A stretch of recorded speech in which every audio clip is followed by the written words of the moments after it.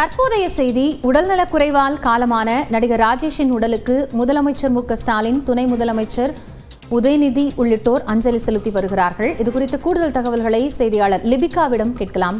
லிபிகா, பழம்பெரும் நடிகரினுடைய மறைவு மிகப்பெரிய இழப்பு என்று திரைத்துறையிலிருந்து பல்வேறு தரப்பினரும் சொல்றாங்க. இந்த நிலையில முதலமைச்சரும் துணை முதலமைச்சரும் நேரில் வந்திருக்கிறார்கள். விவரம் என்ன?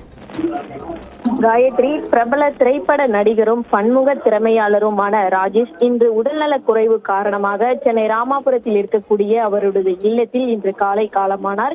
இந்த நிலையில் தொடர்ச்சியாக தமிழ்நாடு முதலமைச்சர் மு.க.ஸ்டாலின் மற்றும் துணை முதலமைச்சர் உதயநிதி ஸ்டாலின் தற்போது சென்னை ராமாபுரத்தில் இருக்கக்கூடிய அவருடைய இல்லத்தில் மறைந்த நடிகர் ராஜேஷினுடைய உடலுக்கு நேரில் அஞ்சலி செலுத்தி வரக்கூடிய காட்சிகளை நம்மால் பார்க்க முடிகிறது. தொடர்ச்சியாக அமைச்சர் வேலு, அதே போன்று KN நேருவும் தற்போது அஞ்சலி செலுத்தி வரக்கூடிய காட்சிகளை நம்மால் பார்க்க முடிகிறது.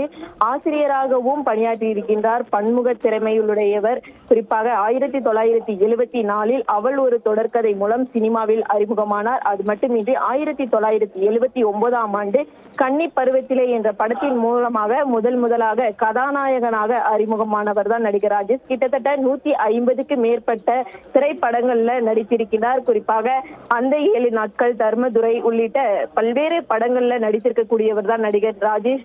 இப்படிப்பட்டவர் இன்று மறைந்திருப்பார் என்பது திரையுலகுக்கு மட்டுமின்றி ஒட்டுமொத்த தமிழ் உலகிற்குமே மிகவும் பேரிழப்பாக பார்க்கப்பட்டு வருகிறது. குறிப்பாக ஆசிரியராக பணியாற்றி வந்தவர்.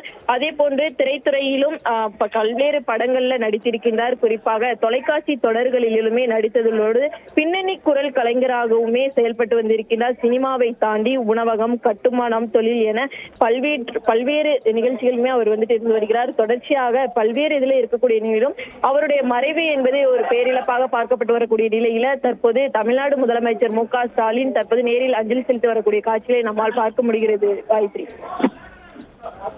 நன்றி லிபிகா, இது குறித்த தற்போதைய விவரங்களுக்காக.